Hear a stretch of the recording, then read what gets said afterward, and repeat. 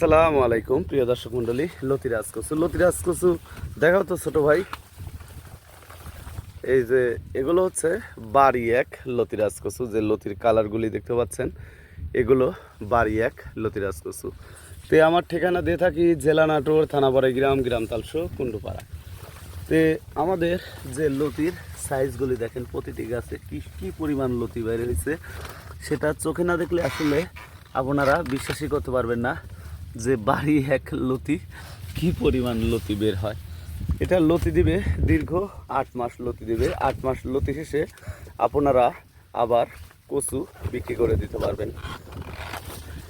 তো এই কচু পরিচর্যার নিয়ম হচ্ছে, প্রথমে জমিটা কাদা বানিয়ে নেবেন। কাদা বানিয়ে নেওয়ার পরে লাইনে 1 হাত পর পর, এক লাইন থেকে আর এক লাইন 1.5 হাত পর পর এভাবে লতিরাজ কচু চাষাবাদ করবেন। আর কচুতে সার দেবেন হচ্ছে ইউরিয়া সার, টিএসপি সার। আর ইউরিয়ার সাথে মনে রাখবেন দস্তা এবং বাসুডিন ফোরাডান জাতীয় দানা বিষ আপনারা ব্যবহার করবেন। তাহলে ওই কচুতে বাসুডিন ফোরাডান জাতীয় দানা বিষ ব্যবহার করলে ওই কচুতে ছত্রাকনাশক পচন ধরবে না।